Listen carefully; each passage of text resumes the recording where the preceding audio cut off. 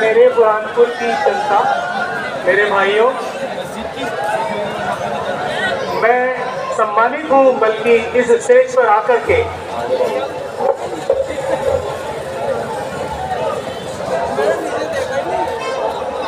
मेरे दोस्त जहीर भाई ने अभी कहा कि बुरहानपुर के मशहूर वकील, मशहूर मैं नहीं, आपने किया है मुझे। जो भी हूँ आपके सामने हूँ और ईमानदारी से अपना काम करता हूँ।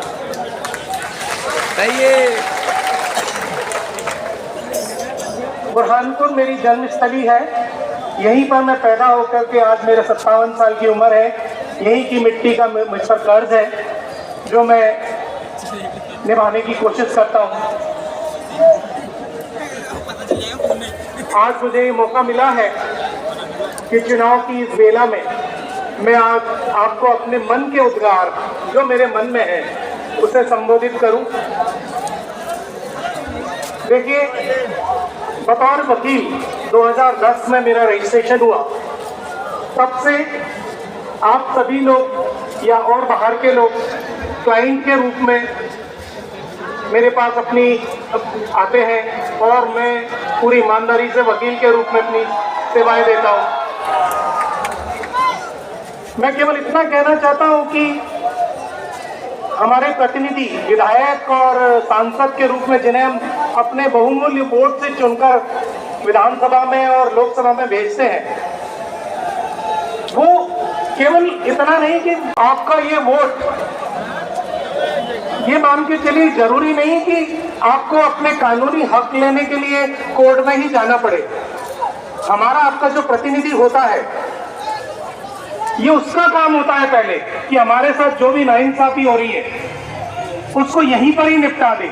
और वो अधिकारी जो हमारे हक हुकूक को पर कब्जा करके बैठे हैं, जिसके लिए हमें कोर्ट जाना पड़ता है, यदि वो अपने काम सही तरीके से करें तो मेरा ख्याल है, मेरा व्यक्तिगत रूप से मानना यह है कि 90% मामले कोर्ट तक जाए ही नहीं है और यहीं पर ही हमारे प्रतिनिधि निपटा दें।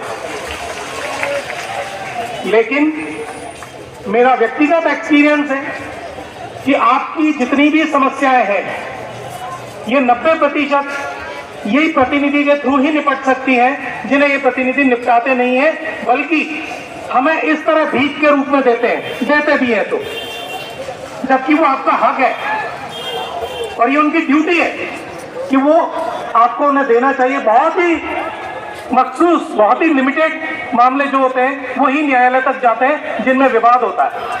मैं एक उदाहरण दूंगा आपके सामने, क्योंकि पब्लिक लाइफ में आम जनता के बीच 2005 से पहले मैं केवल अपने दोस्तों में, अपने व्यापार में मसरूफ था। उससे पहले जमीन की हकीकत मुझे बिल्कुल नहीं मालूम थी।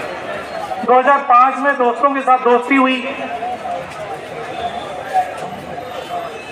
वसीम, अकील उसी मोहल्ले में रहते थे। उससे पहले मैं जानता तक नहीं था उनको, लेकिन 2005 में जब दोस्ती हुई, पृथ्वी सोसाइटी बनी, तो आम जनता के करीब आया। और खुदा न खास्ता 2008 में आप सभी को पता है दंगे हुए थे बुरहानपुर में, जिन्हें सांप्रदायिक दंगे नाम दिया गया। वास्तव में वो सांप्रदायिक दंगे नहीं थे, वो कुछ सियासी पार्टी के द्वारा प्रायोजित दंगे थे। मैं पूरी जिम्मेदारी के साथ और पूरे हक के साथ कह सकता हूं कि वो प्रायोजित दंगे थे, करवाए गए दंगे थे चुनाव में हिंदू मुस्लिम को बांटने के लिए। तो इस स्थिति में जो 2000, ये मेरा कहना नहीं है, ये मानव अधिकार आयोग की 3 हाईकोर्ट के जजेस, उनकी रिपोर्ट है। उसमें ये कहा गया है कि ये दंगे करवाए गए थे सियासी लोगों के द्वारा। वरना मेरे बुरहानपुर की जनता कभी भी सांप्रदायिक नहीं रही। उदाहरण एक है कि जैसे 2008 के दंगे में 9 लोग मारे गए थे, जिसमें से 7 मुस्लिम कम्युनिटी से थे और 2 हिंदू कम्युनिटी से थे। कानून है कि जो सांप्रदायिक दंगों में मारा जाएगा उसके परिवार के एक सदस्य को सरकारी नौकरी दी जाएगी। क्या 7 मुस्लिम्स में से किसी भी मुस्लिम के परिवार के सदस्य को नौकरी दी गई? लेकिन 2 हिंदू परिवार के सदस्यों को नौकरी दे दी गई, सरकारी नौकरी। मैं ऐसा हिंदू नहीं हूं। इस भेदभाव का हम कतई नहीं हूं। यदि इसी को कहना हिंदू कहते हैं तो मैं ऐसा हिंदू होने से इनकार करता हूं। और वास्तव में ये हिंदुत्व नहीं है। कोई भी सच्चा हिंदू ऐसी भेदभाव को कभी स्वीकार नहीं करेगा। इसलिए जब हम लोग कहते हैं कि हमारे 1,20,000 नहीं, हमारे 1,20,000 नहीं, हम हमारे 3 लाख हैं,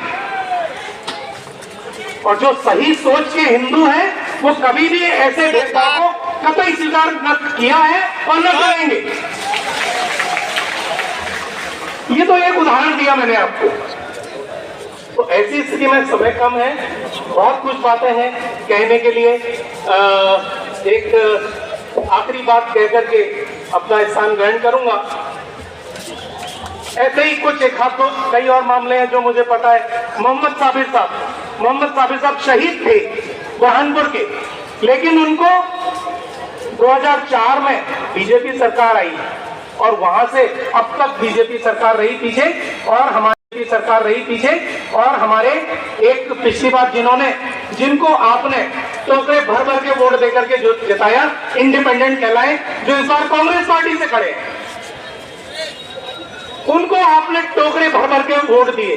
वो चाहते तो अमर हो जाते, काम करते, लेकिन आपकी तादाद यहां इस मंच से, MIM पार्टी से, ये साफ बताती है कि उन्होंने आपका विश्वास खो दिया है। और पूरे वोट देने के बावजूद वो मोहम्मद साबिर साहब को उनका हक कभी नहीं मिला, उनको उनकी शहादत का दर्जा तक नहीं मिला। आपको ये बताते हुए मुझे खुशी होती है कि 2018 में बाकायदा कोर्ट से निर्णय ले लिया गया और मोहम्मद साबिर साहब को शहादत का दर्जा दिया गया। और अभी 6 दिन पहले और ऑर्डर हुआ है, उनको जितने भी उनके बेनिफिट्स हैं, 10 लाख और 5 लाख और 15 लाख, ये भी कुछ दिन में उनको मिल जाएंगे, उनके परिवार को।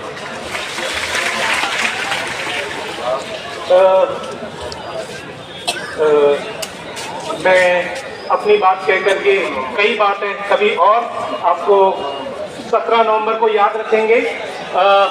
पतन के लिए मैं अपील करता हूं आप सभी लोगों से कि यहां से MIM पार्टी के उम्मीदवार श्री नफीस भाई, जो मेरे कॉलेज में सीनियर भी रहे, उनको जिताते हुए बैरिस्टर ओवैसी साहब के हाथ मजबूत करें।